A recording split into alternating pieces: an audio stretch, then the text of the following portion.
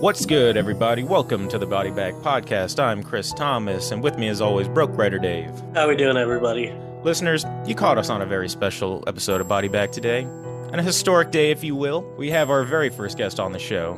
She is the author of Take Your Turn, Teddy, a book that I'm thoroughly enjoying right now, as well as Not Another Sarah Halls. Remember, everyone, the wicked have no empathy for the pure. Horror author and professor Haley Newlin is on the show with us. Thank you very much. Yes, newly professor, yes.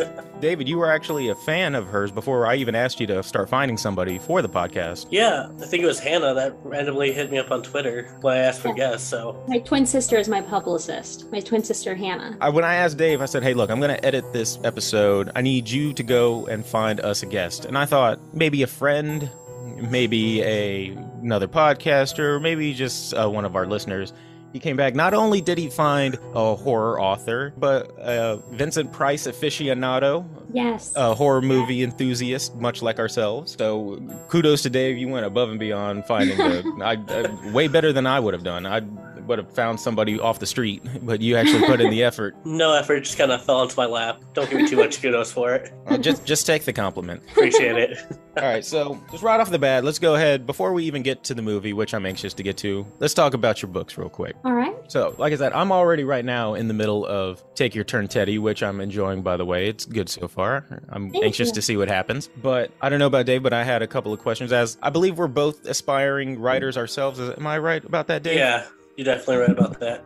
Which I was excited to have another author on the show because for the life of me, I can't finish any of my projects. I have that same problem. I have like 8 or 9 half-finished books, so... But for this one that I'm reading, Take Your Turn, Teddy, I don't want to give anything away of what I'm reading so far, but for any future potential readers, how would you describe it, like the plot for any potential readers? Yeah, so when I was in college earning my master's, I was one of those students who, when I got to pick my electives, I always wanted to be in psychology courses. And so it got to the point where I actually had to kind of like mock enroll as a psychology student to be able to continue taking some of the psychology classes because they didn't align with my major. Mm-hmm. And to me, the psychology just always pairs with my writing. Whenever I start a story, the first thing I do is I go through the DSM-5 again. I go through some criminal psychology. And so you definitely see that in Take Your Turn, Teddy. A core theme is childhood trauma. And when I was researching serial killers, that kind of tends to be, for lack of a better word, a trope, kind of how this trauma manifests. And then I paralleled that to Carl Jung, kind of this exercise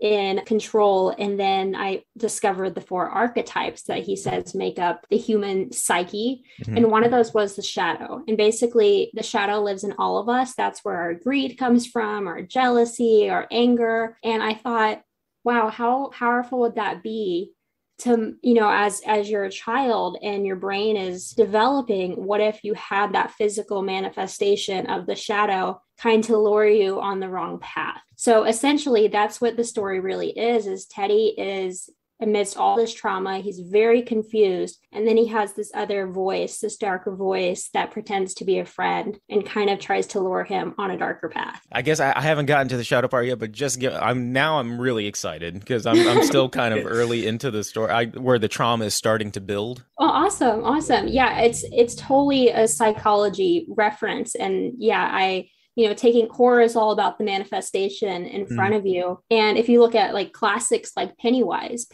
becomes a manifestation of each of the loser club's, biggest fears. Mm-hmm. So I thought, what if I took all these things this kid is feeling and doesn't understand, like anger, resentment, and what if I put that in a being that's sitting on the opposite side of him? Now, the main character is Teddy. Yes. Take Your Turn, Teddy. And I believe he's 9 or 10, is he? Yeah, I think he's 10. 10, I believe. Now, when I was reading it, and he was starting to experience some of that trauma, his reactions, that naivete and sort of innocence about him where he's not entirely sure what's going on and how he's justifying certain things in his mind. Now, one of the things that in our last 2 episodes, I had a recurring complaint about the way kids and teens are represented in horror movies. Yeah. So how do you go about writing dialogue for a child when you're writing this book? Because I imagine you want to make him interesting, but at the same time, you don't want to make him like stupid sounding. Yes. Like we're naive and innocent as kids, but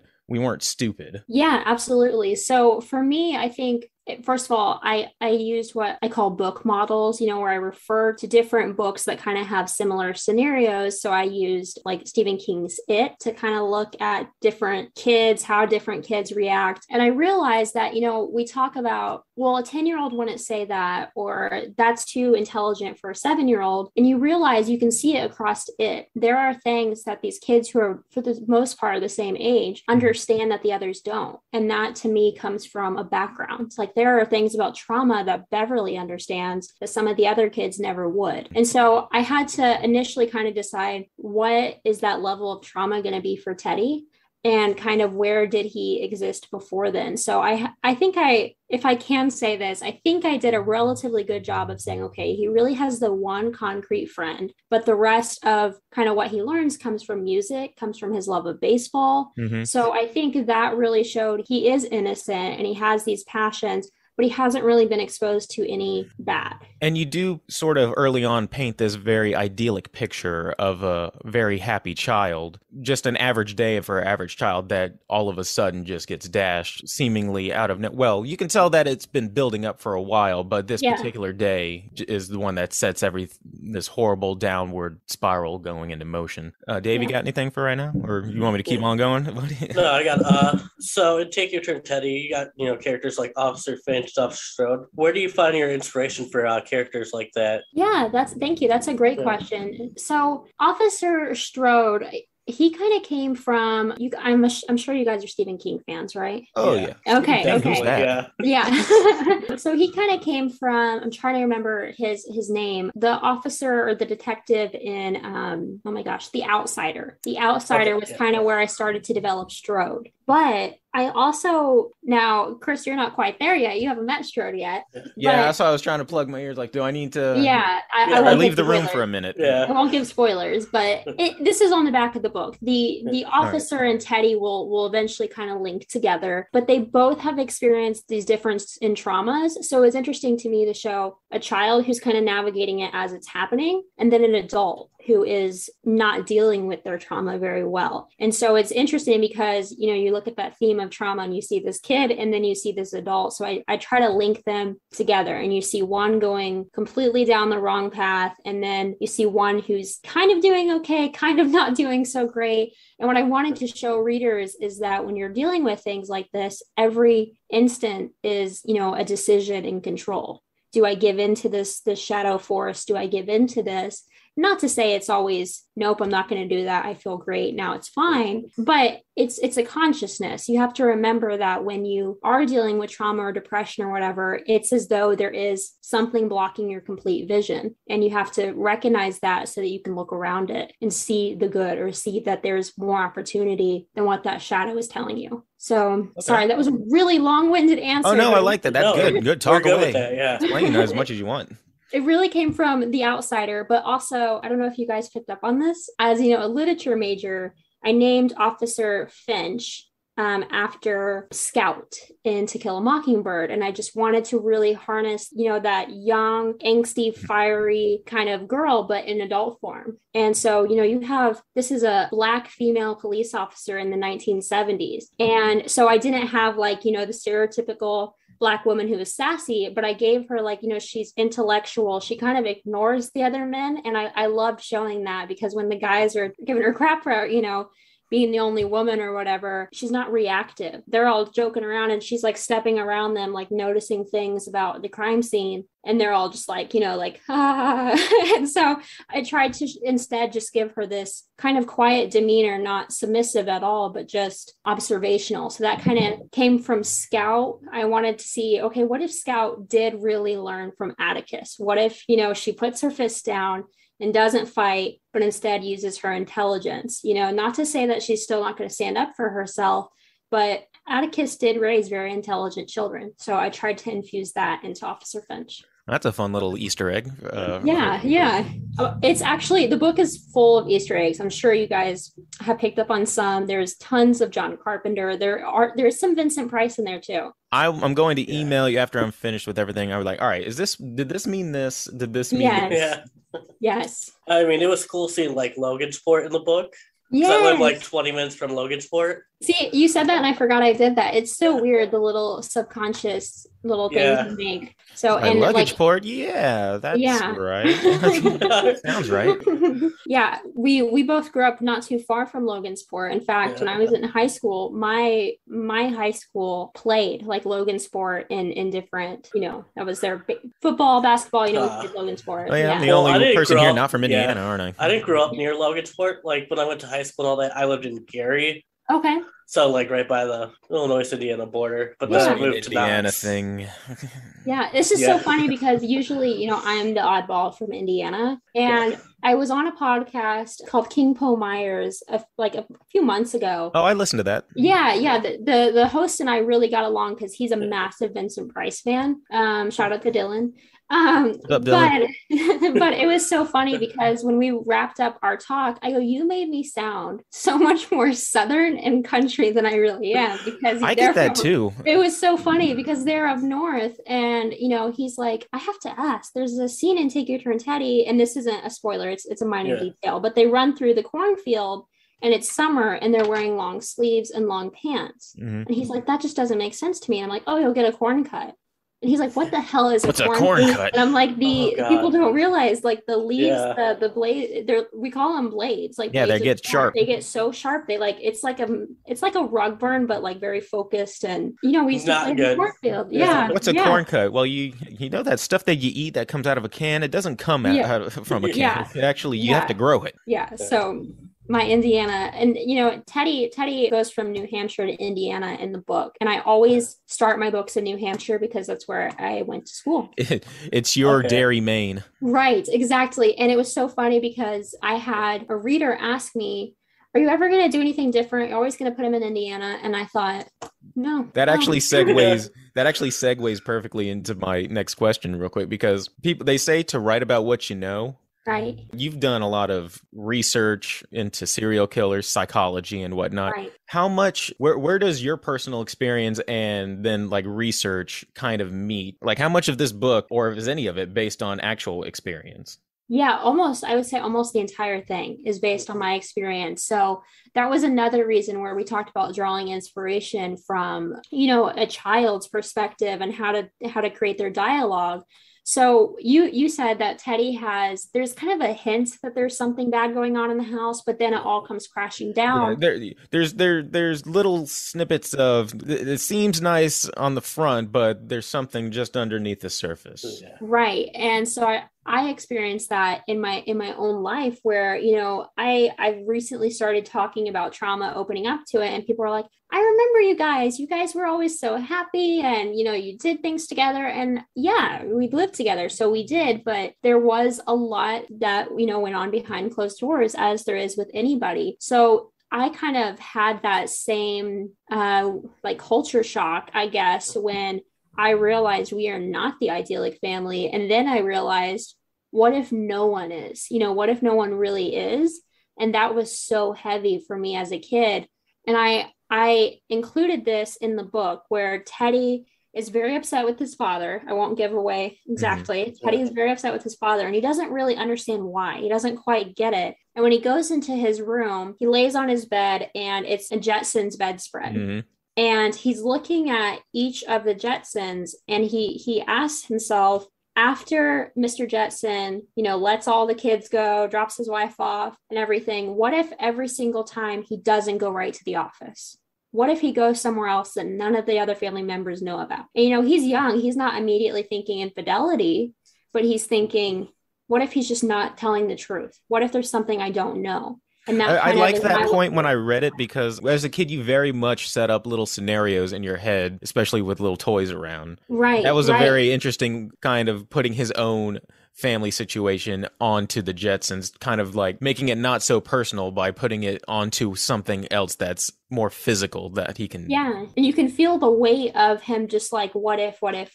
And that's really, to me, that's a huge becoming of age kind of trope is, what if this isn't what I thought? What if my parents aren't these perfect people? What if they're not in love anymore? What if I did something wrong? And I feel like kids have this really major point in their life where they start to hit these what ifs and ask questions about the world and their family. And to me, that was something very personal in my life. My parents were divorced. My mom was married a few times after the divorce, and we moved all the time. And so I wanted to show that you can still have those sweet moments, but that doesn't mean there's not abuse. That doesn't mean there's not, alcohol. There's not this trauma, because there certainly was. And I wanted to show that. And you see these good moments between Teddy and his father. They collect baseball cards. Teddy and his mother listen to music together, but there's still all that pain. That was a very sweet, him and his mom listening to me. I have a very similar kind of romanticized memory as well of listening to old records when I was very young with my mom. Very, very much like how Teddy was. My mother would put on records and it's a play big reason music. I'm a big fan of 90s country because I remember car rides with my mom just listening to country music. My very, very first memory is my mother playing Earth, Wind, and Fire records while he would clean up the house, and I'd be just a little toddler. Very, very much like Teddy talks about how his mom was like Bob and dancing kind of around a little bit. My mom would do the same thing. So that was very nice. Brought back a memory that I haven't thought about in a while. Yeah. It was actually a nod to my relationship with my grandfather, because I think he knew that we were, we had some issues in our house. And so he would kind of come and rescue us sometimes. And it was great. Like, he would come pick us up and drive us through the drive-thru at McDonald's, and he'd roll down the back window and he's like, tell him what you want. And I remember that used to just be like, I'm ordering like a $1 sandwich. I'm like 6-7 years old, but I remember just being like, I have so much freedom, and, I get to decide what I want. And thinking about that now from a psychological standpoint, like, that's a need for control. That's wanting to be able to make a decision in an environment where you feel very helpless. And so that is kind of where I really started to feel, and this might sound scary, but it's horror. That's where I felt connected to some of the very young versions of these now notorious serial killers. Not to sympathize with them or say, oh no, I totally get it. That, Especially nowadays with a lot of, they're making another Ted Bundy movie, but there is a reason why why people are fascinated with serial killers, because on some level, I think that people appreciate their level of detachment from having to overthink about what they're doing necessarily on a emotional level, to be that kind of cut off. I think a lot of people wish that they could be like that sometimes. Plus, how I think a lot of the emotion gets in the way of intellectual thinking, right? Yeah, which is why a lot of these serial killers are very smart and very meticulous. They have to be able to, because psychopaths have no empathy, but they have to pretend to have empathy. Right. And Ted Bundy was, stellar at doing that. He even worked at a suicide prevention hotline, for a long time, and he was good at it. There's also instances of him in a full suit jumping into a lake to save a drowning girl when he had just killed a girl 2 weeks earlier. It's just a very fascinating kind of juxtaposition of those two differing worlds all existing in the same person. And to put an umbrella over it, it's different magnitudes of confusion, within the self. So whether you're a kid and you're struggling to understand, why is grandpa picking me up? Why are my parents fighting? Or, you have a serial killer who's thinking, why can't I escape this urge? Or why do I have this? And it's just, mounding confusion. And it's interesting too, not to jump the gun here, but I also think of, you guys watch The Tingler with Vincent Price, and the Tingler becomes, this creature. It becomes a creature feature that the creature latches onto the spine. And to me, I kind of thought that could be a metaphor for serial killers, this urge. And the more they think about it, it grows, and it just becomes this. Or what if it was a creature that's making them do this thing? Right. Yeah. Wow. We just co-wrote a new horror story. Write it down. Mm-hmm. One more question, actually about not another Sarah Halls. Awesome. Yeah. So you dive deep into teenage mental health. Yes. How hard is it to write on touchy issues cutting and things like that? Yeah. So it was very hard. Actually, it's gonna sound really cliche. I hope this doesn't sound too cliche for you guys. I actually say that my life started when I finished those 2 books. And it was because it was very, very hard to write those things. When I wrote both of them, it was not I was sitting down writing 3,000 words a day. I was so inspired. It was so great. I remember people would say, what was it like writing that book? And I said, oh, it gutted me. And they're like, really? I love that book. Those characters are so great. And it comes back to writing what some of those experiences are very personal to me or to my twin sister Hannah, and I have this immense love for young adult horror because being a teenager is horrifying. It's not knowing who you are is horrifying, and trying to pretend that you know who you are in a mound of people is very, very difficult. And so both of my two characters in that book really struggle with that. And it was very hard to write, but at the same time, I wrote it because I wished I had it. And again, I hope that doesn't sound cliche, but that's what really kept motivating me was 16, 17, 18-year-old Haley would have loved to hear this, would have felt seen. I get it, because I related to like both characters, because my first year in high school, I was kind of like the loner, and then I switched schools. Yeah. And I kind of acted like someone I wasn't, just kind of fit in, get with the crowd. Yeah. And it was interesting because, Autumn and Becca, the two main characters, you see Autumn in the stage that we see her presently, she's like, I'm different. That's okay. I'm going to be by myself, even though she misses her friends. But we do see flashbacks where there are instances of her trying to appeal to her friend and be like her. And so essentially that was my high school experience with my twin sister. I am much more introverted, and she reads too, but I read all the time. I can spend 3 hours in my office just listening to Led Zeppelin. And she is very social, and she'll say, we're going to have a party. And I'm like, how many people are going to be there? And she says 6. I'll walk in the living room. A 7. Who's that? You lied to me. So that was kind of my way of saying, you got to be you. And I liked it because I wanted to explore the idea that you could be you, and the people around you will probably love you even more for it, as crazy as it sounds, or I should say the right people. If only you could go back in time. I know. All right. Well, I'm looking forward to reading Not Another Sarah Halls as soon as I'm done with. Thank you. And especially after you got finished talking about all of those things I can look forward to. Oh, wait. I just thought of them. What's the next project you're working on? If you give us any spoilers on that. Yeah. So I did just finish writing a short story that is called, The Butcher on Blue Jay Way.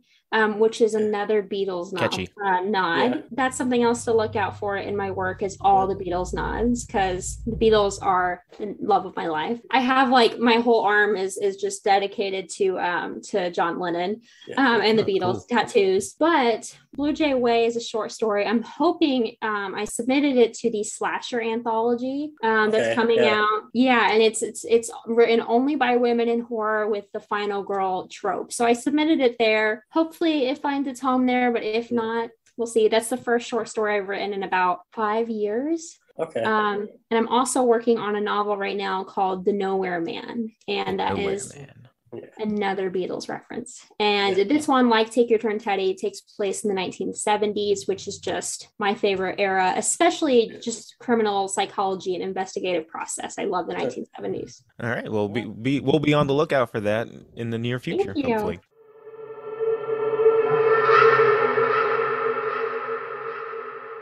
That brings us to the movie of the week, which was Tingler. You specifically requested the 1959 Vincent Price movie, The Tingler. First off, Vincent Price has a ton of movies. Why The Tingler? So first of all, I think it's the film that people may not know Price for as much. Maybe they did back in the time, but I also find teaching that people don't know Vincent Price very well anymore, which breaks my heart. But when people do stumble upon Vincent Price, they tend to immediately think his monologue in the Thriller, Michael Jackson's Thriller, or House on Haunted Hill is another one of his bigger ones. One of my favorites. Yeah, and it's fantastic. It's a fantastic work. But the reason I love The Tingler so much is because you really get to see William Castle at his kind of most theatrical self. William Castle, the director, is he kind of brings this carny, sort of just very playful, and he's kind of a prankster. And he brings that into The Tingler, where I got that from the opening monologue. Yeah, exactly. I was going to say where he breaks that fourth wall, and it's really interesting to. It was very much like one of those amusement or rides at an amusement park in which it's like the thing or the person is out there in the audience with you. And yes. And see, I love that. And, historically, when the movie first came out in major cities, William Castle actually sent very specific instructions to the theater showing it. And they would do different wiring techniques to make the seats buzz. they would hire actresses to sit in the audience and be like, the Tingler's on my foot. And she'd scream. And, they'd bring in like paramedics, like as if, the Tingler had taken over her spine and she couldn't release her scream unless the audience screamed too. It's just like, there's nothing like that today. There's nothing like that. It's so immersive. Mm-hmm. And Vincent Price already brings such a presence anyway.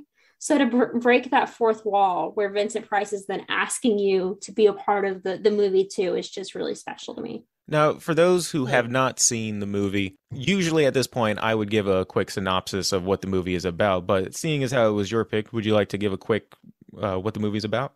Yeah, absolutely. So The Tingler is a fantastic horror film. It's very gimmicky, but it's great. I loved every second of those gimmicks. Yeah. Yes. And it, to me, it kind of feels like an ode in a way to Hitchcock. It has some Hitchcock nods. I was getting some of those vibes. Yeah. But Vincent Price's character is a scientist. It's kind of the theme with his character is really, the scientist gone too far, in the name of his research. And he's researching fear in the human body. And he kind of cracks into this notion that maybe fear is a tangible thing, something we can hold, something we can maybe even destroy, or, we have to release. And in doing so, it's that classic tale of the scientist diving way too hard in their research and I sent Dave a text when I was a few minutes into the movie. I paused the movie and I immediately texted. I said, I am really into this mad scientist Vincent Price. Yeah. And it's so crazy because, that was so huge in like the 80s. So to see that done in, black and white in 1959, that was just really cool. Yeah. This movie was definitely an upgrade over last week's movie. The last two, well, usually when it comes to these movies, because I have to balance editing, working, other projects and whatnot. So I end up having to watch them in like increments. Like I'll watch 20 minutes here and then I'll have to watch 20 minutes here. I put on the Tingler at like 12:30 at night in the morning and I said, all right, I'll watch the first 30 minutes of this and I'll get some sleep and then I'll finish it in the morning. But every time I was about to turn it off, something would happen. Like, all right, I'm about to turn it off. Wait a second, Vincent just pulled a gun out on his wife. What's going on here? Right. And then give it 10 more minutes. Then I'm about to turn it off. I'm like, oh my God, this woman's having this weird nightmare sequence with like stuff going on. Did Vincent Price inject her with stuff? What's going on? Oh my God, he just ripped the Tingler out of her spine. And then I ended up watching the entire thing. Usually, it was just one of those, for other movies, I have to go, all right, sit down and watch a couple, like 10 minutes of this and then go on about your day. This one, I kept telling myself, all right, please give me an extra 10 minutes and then I'll move on. So it's been a while since the movie, and maybe it was also just the fact that it's been a while since I've seen a good black and white classic movie. So that was a good change of pace. What'd you guys think of the it's black and white and then you get to the dream or the red? The red. Reminded me of Schindler's List a little bit. Yeah. Because not a lot of movies do that. Yeah, I was not expecting that. That was another reason why it kept pulling me, because old-fashioned black and white movies have a lot less to work with in terms of getting their story across. It's a lot you have to rely heavy on the actors to do their job, which, by the way, I don't know if the woman herself is actually deaf, but one of the main side characters is a deaf woman who helps run a silent movie theater. Right. Which I gotta imagine for the time was pretty progressive. I think the so 1950s. And all of a sudden she's having a nightmare sequence and there's only color on screen is the blood. So because they have less to work with and everything is kind of scaled back, fancy shots like that tend to stand out more and you appreciate them a little bit more, which I did anyway. Yeah. Absolutely. Definitely, and it adds to that immersive experience that William also was after. Well, from like the beginning, the deaf girl's husband, I always got like the creepy like murder vibe when he was talking about his brother was executed for like murdering someone. I'm like, I feel like he actually did probably framed his brother-in-law. Wow. Okay. Like he just came off weird. Yeah. And then he was weird. And one of the lines that stands out to me is right in that first few minutes where, he comes in and Vincent Price is doing the autopsy and he says, "Who are you?" And he goes, "Oh, no one. Just that's it. That's his explanation. And he's That's like, what a I'm serial that one, killer yeah. says. yeah. And then he just, Exactly. and then he's like confidently standing there. He kind of acts like this timid guy, but he's just like no one, like, and expects them to go about their business. Like, okay, like he said, that's what he Sure, said. why not? Yeah. Yeah, so you're right. That is kind of serial killer vibe. Yeah, so I thought it was weird when Vince Price like, yeah, I'll give you a ride. And then he went up to his apartment. I'm like, maybe it was a different time back then. That's what I was asking. Maybe wouldn't do people were that, just nicer back then. Yeah. Doctor, can you give me a ride into town? Sure. Please Where do you don't live? kill me. Pennsylvania?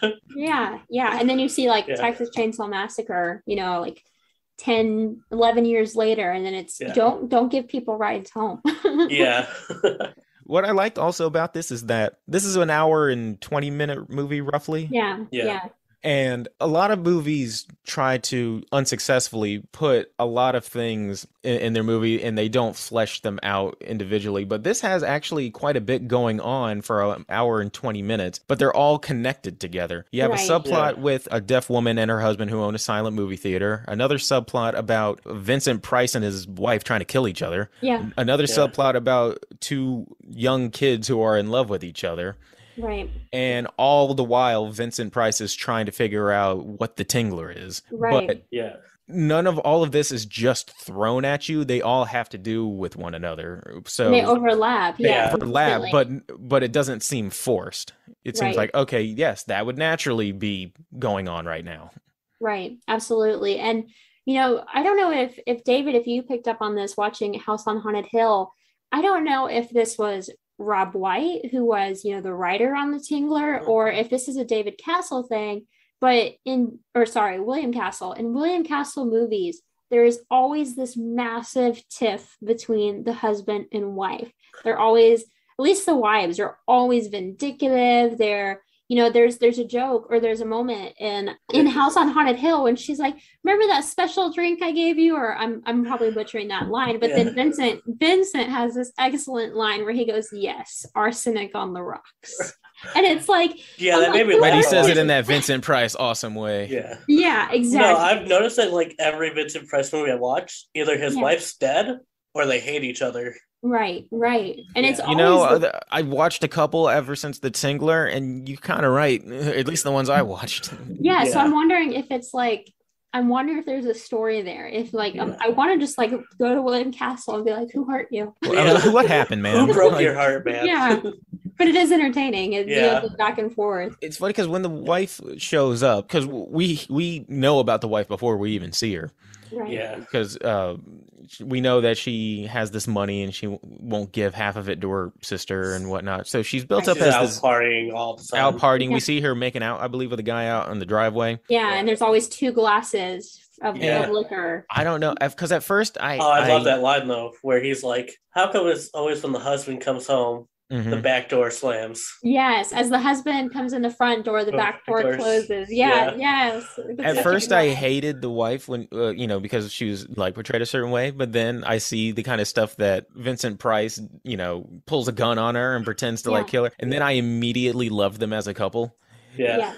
They dysfunctional and it's a more dysfunctional Morticia and Gomez Addams if they were really intent on killing each other. But like this is just their relationship. They're both trying to kill each other. That's so funny. Yeah, if it's just like, hey, you're trying to kill me, that's great. It would totally be Gomez and Morticia. If they were actually serious about each other or serious about killing each other rather than it being their kink. Yeah. It was just, my wife tried to slip me some arsenic today. Well, it's off to work. Yeah. Mm-hmm.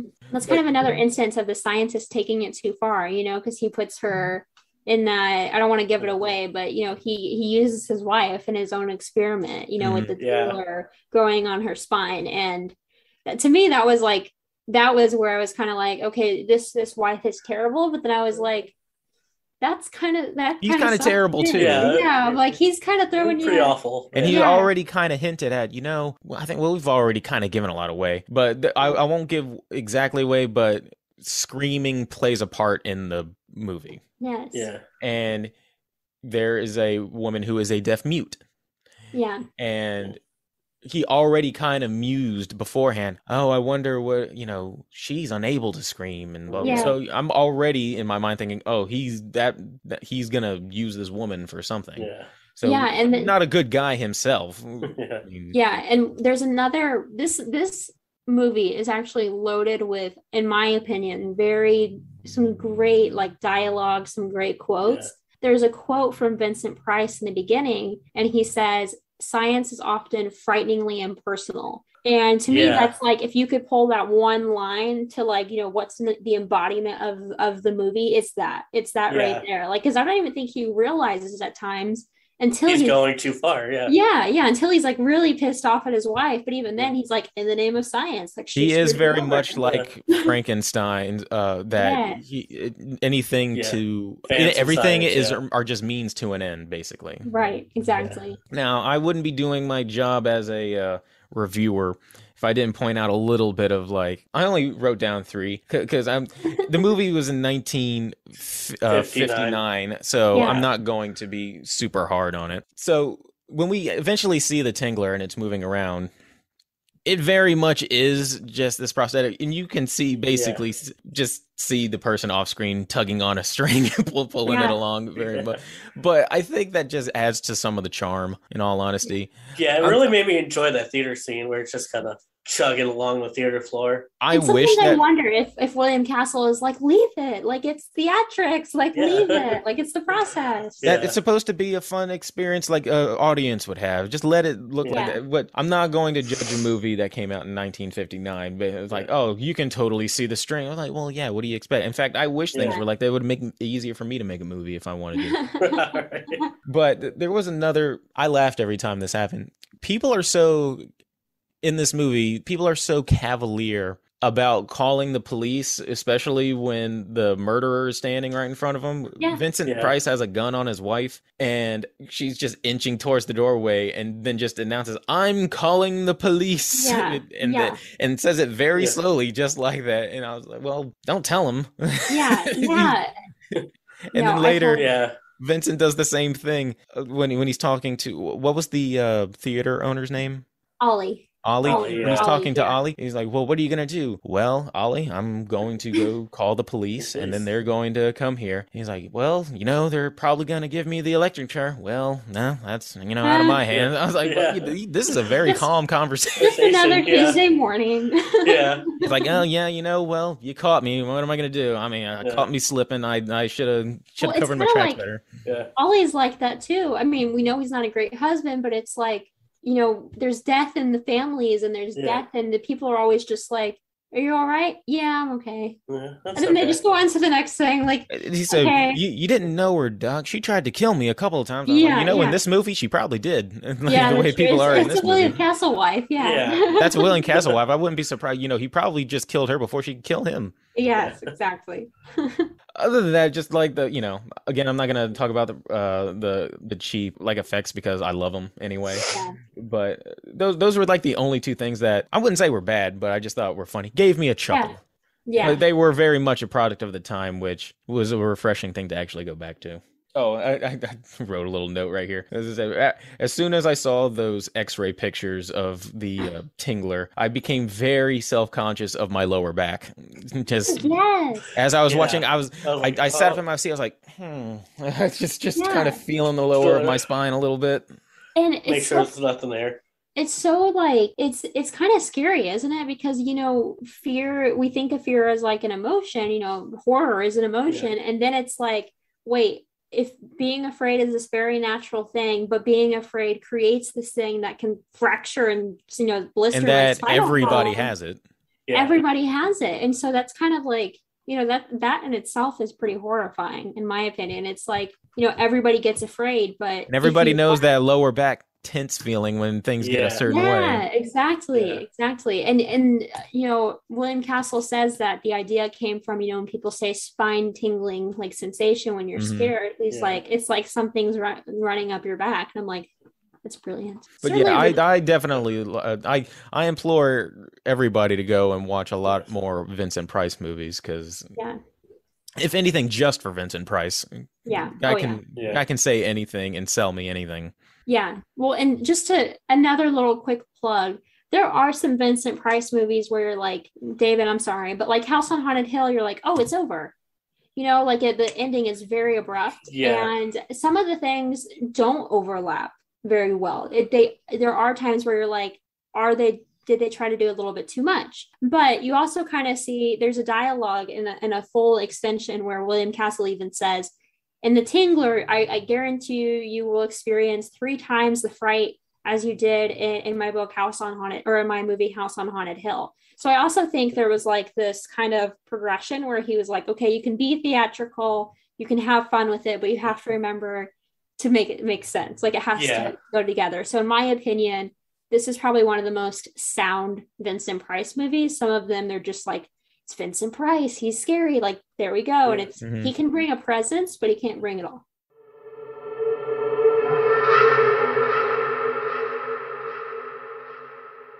Anything else, or may I, David? Go for it. Sticking with Vincent Price, but moving a little bit away from the Tingler, but sticking with Vincent Price. Haley, I hear that you're some kind of Vincent Price fan. Yeah, I mean, that's the rumor. It's the rumor on the block. Yeah. Now, I wanted to take it upon myself to test that. Now, I have here in my hand 5 Vincent Price quotes from 5 different movies. Oh, God. Okay. Now I'm going to incentivize you here. Okay. For each quote that if you can tell me what movie that this comes from, you get $5. Wow. If you can tell me the name of his character, you get an extra $1, so you can potentially get $30 after this interview. Wow, this is fun. This is by far the part that I've been looking forward to the most, because I was told that you're a big Vincent Price fan. I was like, all right, well, I'm going to go into the archives. He put some research into this. Yeah, I see that. Yeah. I was told. I so have a Vincent Price tattoo. Let's For those that are just listening, she has a Vincent Price tattoo on her arm. Yes. Yeah. Yes. So I'm going to go ahead and I'm going to read these quotes. Right. And then there's a reason why I chose each of these quotes too, because it leads into something about Vincent Price. Awesome. Now, first one. Now, I apologize in advance because you will hear me do a horrible Vincent Price impression. I love it. Okay. So the first quote. You've seen me drive my chariot. I can flick a fly from my horse's ear without breaking the rhythm of his stride. Man. And if you ask, I will give you the year that it came out. Okay, let's ask for the year on that one. 1956. 56. Wow. I'll say it again. You've seen me drive my chariot. I can flick a fly from my horse's ear without breaking the rhythm of his stride. I was so proud of myself for finding. That was pretty good. Pretty good. Wow. Okay. I know I'm gonna hate myself, but how about this? Like, you can give up the $1 and I'll tell you the character's name. But you can still get the character's name is Baka. I'm not sure this is what I've seen. I should say these aren't all horror movies either. Oh, okay. Yes, I do probably strict myself to Vincent Price horror. So you can. Oh, all right. Well, then you might not. One. Oh, so if it's Vincent Price horror, at least 2 of these are not Vincent Price horror. Okay. Yeah, I probably don't know this one. All right. Well, this one was from the Charlton Heston movie 10 Commandments. Oh, okay. Yeah, that one is one of his most famous roles where he started. Yeah. The reason why I chose this one is because this is one of my favorite non-horror Vincent Price, because you don't have to be religious to appreciate the spectacle of the 10 Commandments movie with Charlton Heston. And Vincent Price plays a total piece of garbage in that movie. So I wanted to ask you, because not a lot of people know this, but most of Vincent Price's movies are not actually in the realm of horror. Yeah. But I was going to ask you, what is your favorite non-horror role from Vincent Price? That's a good question. Or do you have one? I'm not sure that I have one. And I think, honestly, it's because when I do seek out Vincent Price, for me, he was like a father of horror. You know, people tend to put that with Stephen King. I always say, no, Stephen King is the king of horror. Vincent Price is the father of horror. Why do you think that he got typecast as a horror icon so much instead of, because he has so many movies that aren't, but everybody knows him as the horror icon. Right. I think it certainly comes down to that presence. So its ability, it seems as though like Vincent Price can step into horror and then just like be the genre. So what I love about that is there are a lot of movies with Vincent Price in it that are horror or thriller, and they're honestly not that great, but people watch them because Vincent Price is great. because Yes. Vincent Price walks in and you're like, this is creepy. This is a bad guy. You know, this is a villain or this is horrifying. So to me, I think that's where he kind of got this rep as this horror icon because it wasn't about the budget. It wasn't about the visual effects. It was strictly about the actor. I kind of think of him sometimes a little bit like Alan Rickman. Oh, yeah. Because it got to the point where they said they weren't like, you know, they didn't give him the little cues. He said somberly, or he said, you know, because they give him those little cues on stage. And they said that they took those out of Vincent Price's scripts. And eventually they did that with Alan Rickman too, because even the director wanted to see how does Vincent Price deliver this. And William Castle's fantastic because he said 9 out of 10 times we went with how Price initially delivered it.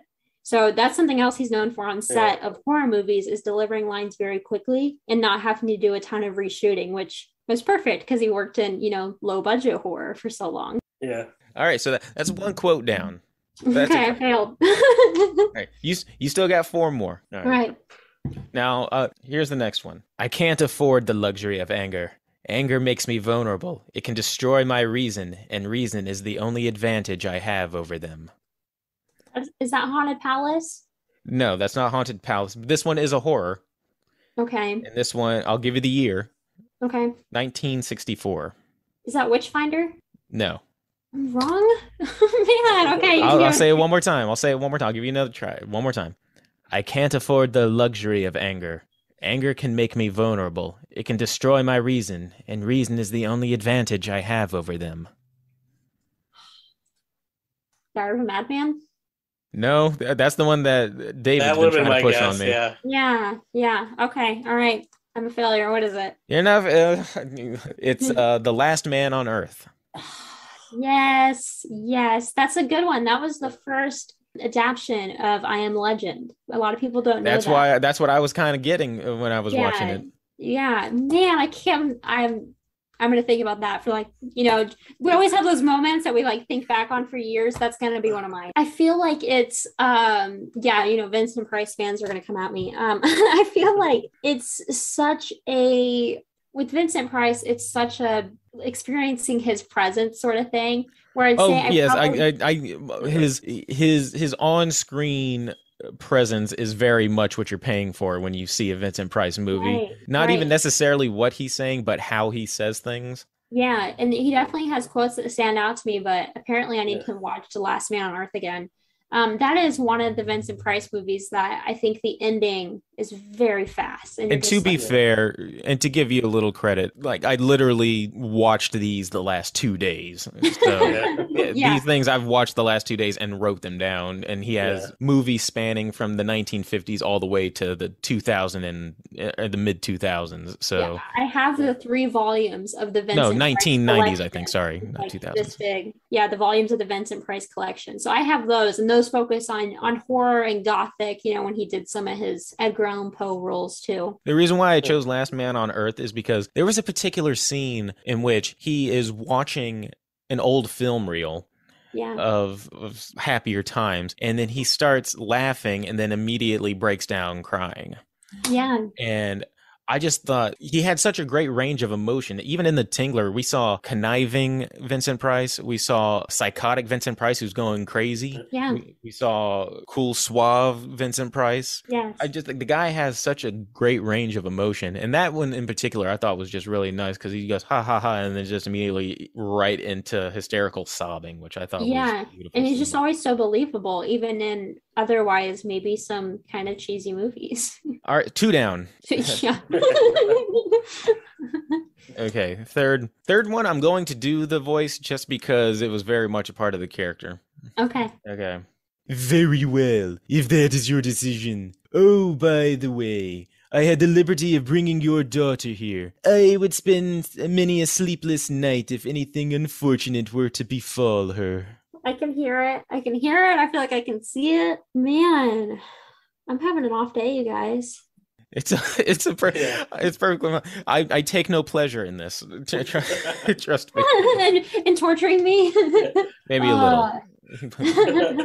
Man, when you said you were quizzing me, I'm like, I got this. No big deal. And you this know one is not. This one's not horror, and he very much talks like this the entire time. I love it. I love it. 1986 is the year. 86. Man. Maybe if I give you one of the people who he's talking to's name, you go, "Oh, Basil." Maybe you didn't see this. Maybe it's because I grew up on this movie. What is it? You're just gonna tell me. Animated movie, The Great Mouse Detective. Yes. That was one of his favorite roles. Did you know that? That was one of my favorite of his roles. That's probably one of my, next to Baca, is probably my favorite. Man, I was about to start singing Radigan song in a minute. I'm mad at myself. Yes, Radigan was to such be fair, a again, character. you're being put on the spot and asked to go through like volumes of movies. No, it's okay. It's trash. I'm terrible. I got faith you'll get this next one. Now, the reason why I chose that one because that goes with his iconic voice. Vincent Price, for sure.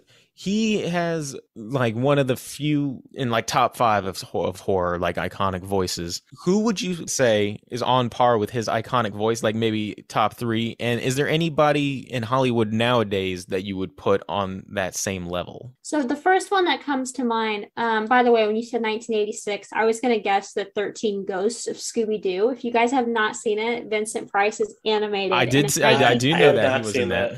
Yes, it's awesome. I'm pretty sure his name is Vincent Van Gool. That's perfect. Yeah. Okay. So on par with Vincent Price, this is funny because this actually became one of Vincent Price's best friends. I'd have to say Christopher Lee. I think his voice is very on par. He is so funny because people forget how he was an icon of horror. Peter Cushing, Vincent Price, and Christopher Lee are kind of considered the 3 fathers of horror. But like Price, Christopher Lee was in a lot of lower budget movies. And I think people, when they think of classic horror, they kind of stop at like 70s. They stop with like John Carpenter. Maybe they go a little bit further back, John Carpenter, like The Thing. Yep. Some people know, what is it? Is it The Blob? Mm-hmm. It's like some people know those, or maybe The Birds. But other than that, people don't really think classic horror. They don't immediately go Christopher Lee's, Dracula or Vincent Price. But Christopher Lee, especially a young Christopher Lee, has that very same presence factor that Vincent Price does. And they actually did become very good friends. The way they talk, you don't know what their agenda is. Right. Very suave, but you can tell that they have their own. They're very much working on their own agenda. You could either be a pawn or you could be an accomplice. So right. Yeah. I shared on my Instagram story a few weeks back. Vincent Price was also a baseball fan, and there was a game where he was there with his wife, and they were watching the Dodgers, and the Dodgers were just getting their asses handed to them. And Vincent Price felt terrible because everybody's sad and it's so hot, and everybody's sitting out there wanting to see the team do anything. Like, I'm pretty sure they were getting a no-hitter pitched against them. And so Vincent Price stands up and he says, "Who wants a hot dog?" And his wife said everybody in the surrounding rows was like, knew it was Vincent Price. And he's talking about hot dogs. And he's like passing out the mustard packets. And he's like, "Here you go, my friends." And it was so funny because one of the reporters who was reporting on the game actually said, that's the first time that I thought of like maybe a story on a haunted concession stand. That sounds like something that modern day Bill Murray would do. Yes. And Bill Murray is a Cubs fan, which I am as well. That's what I grew up on. Which I'm sure you guys kind of get that with the same here. Yeah, I grew up a giant Cubs fan too. So is there anybody who works in Hollywood now that you would say has like that kind of voice or that kind of presence? So unfortunately he passed away, but I do think when I first found, we already kind of talked about him, but when I first found Alan Rickman, it was in Sweeney Todd. That was the first time I saw Alan Rickman, Tim Burton, Sweeney Todd with Johnny Depp, which I adore that movie. Actually, that's a great movie.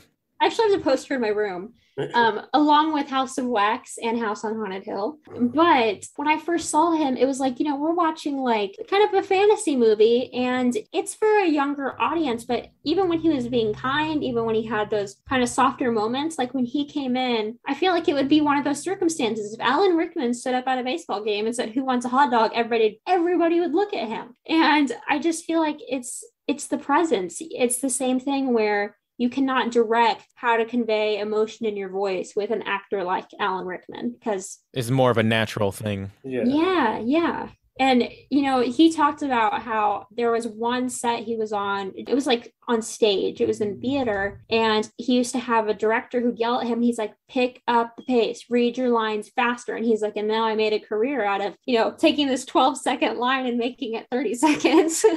My first Alan Rickman movie before I knew him as Snape or anything was Galaxy Quest. Yes. Okay. Same here. Yeah. I would probably say mine was probably Galaxy Quest as well. Yes. I had that. You just So pulled even memory from my brain. Yeah. Even that movie, he just like this very thespian, dramatic, classically trained actor who takes everything he does super seriously. Yes, absolutely. Absolutely. 3 down. 3 down. And yeah, this is not my day. Hey, we can still end on a high note. All right. This one might, okay. A many numerous questions confront us.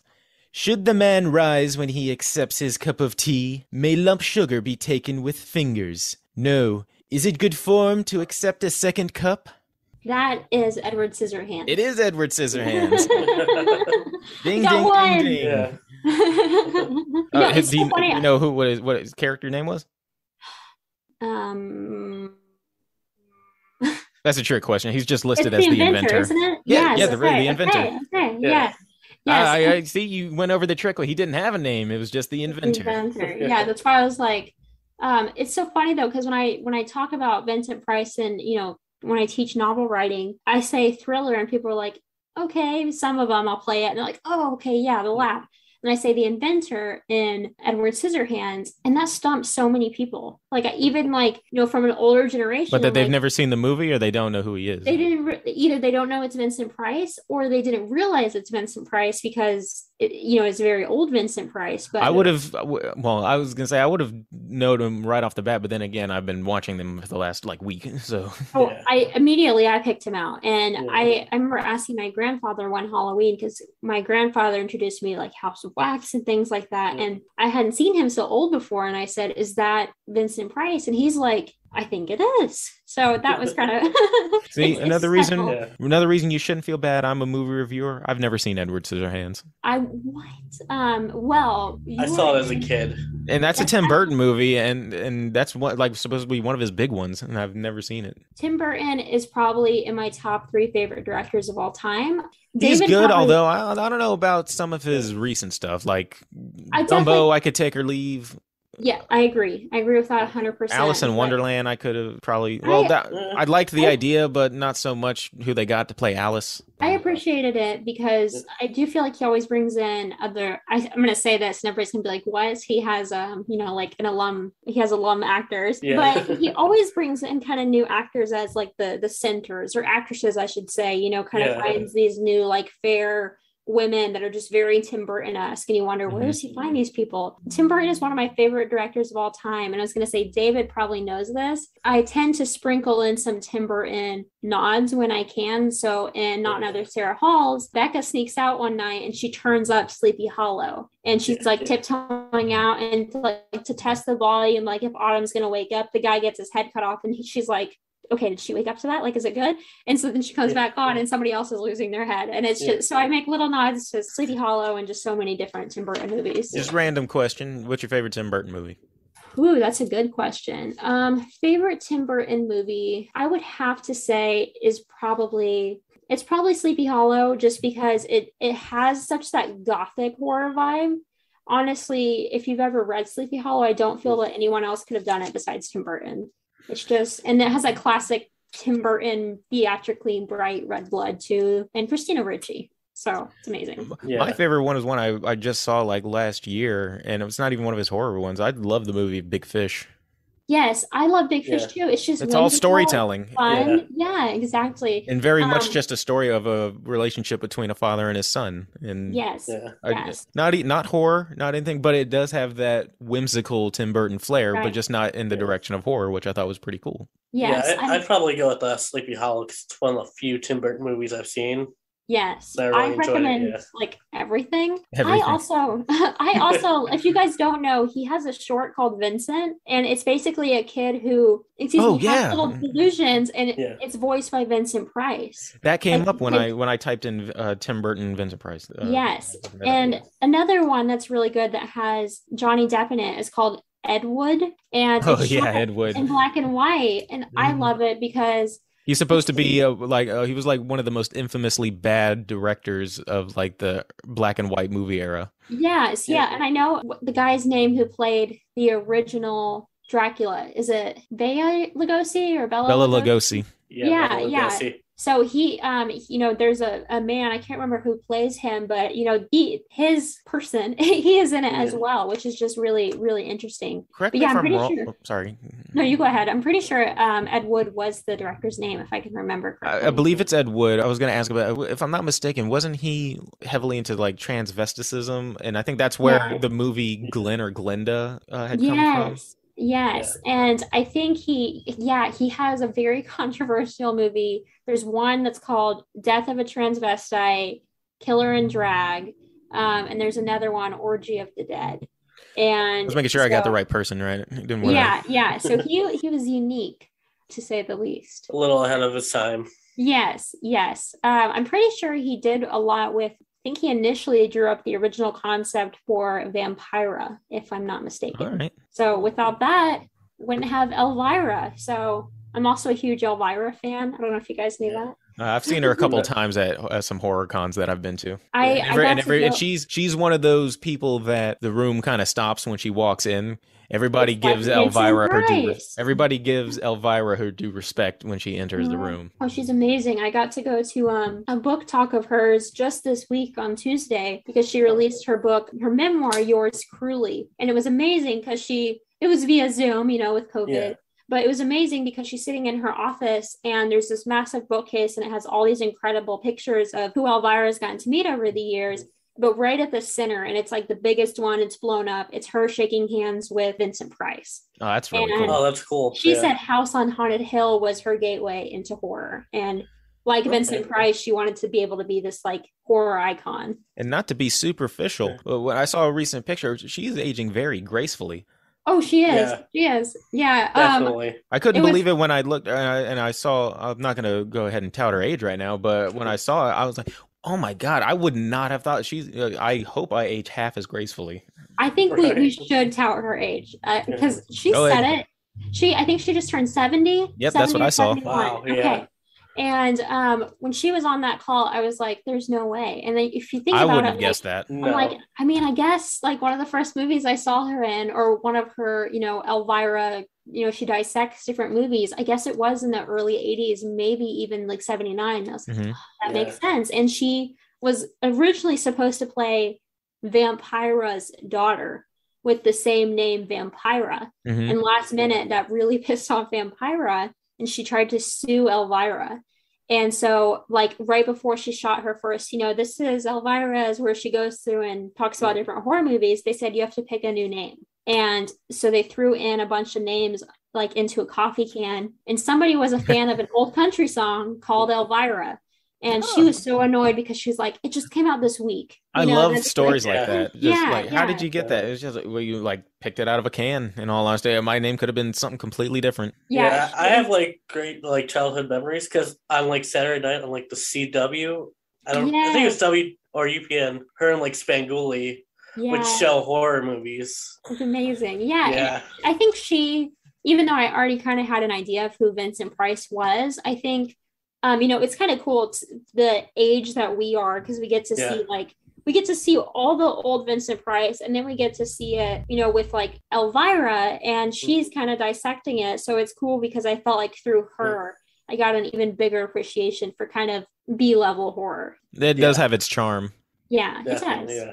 All right, it's Vincent Price too. Charming. We got one last quote here. All right. I'm ready. Let's see. Coming all the way from 1959. All right. You forget. I had you in charge when you were a very sick man, when you raved in delirium, and I heard you talk about a hidden room. Now where else would you hide a secret room except for that mansion you built? Come on. All right. Except for that mansion you built. I'll say it one more time. All right. You forget, I had you in charge when you were a very sick man, when you raved in delirium, and I heard you talk about a hidden room. Now where else would you hide a secret room except in that mansion you built? Man. This is a tough day. This Hey, one's at the driving very me. least, you're walking away with a hot $6. Right. Whoa. This is driving me crazy because I hear it and I'm flashing through my mind like the different like Vincent Price costumes and like the late 50s. This one does have a costume. I mean, even when he's not technically like costume, it's like the Vincent Price like velvet like dressings and stuff. So all right, can I have his character's name? Malcolm Wells. Dr. Malcolm Wells. Of course, because he always plays a doctor. Right.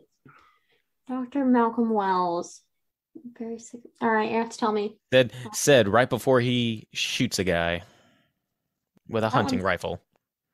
Oh. Or I think it was a hunting rifle. It was some kind of rifle or maybe a shotgun or something.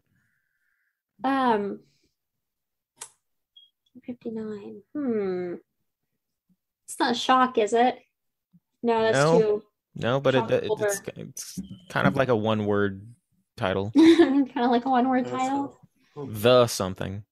Is this one horror? Horror thrillerish, yeah. It's in that realm. Man, it's driving me crazy. All right, you can tell me. The Bat. The Bat. Yes, about the writer, about the woman who's an author. That's why I chose that one. Yes. Okay, see, I do think it helps a little bit that I feel like I gave you little details after everyone I missed. So that's why I was saying it's not that you have a lot of Vincent Price knowledge, but you can't have it all encyclopedic and right in front of you. Right. Right. And again, it's easy for me because I specifically went out and looked them up.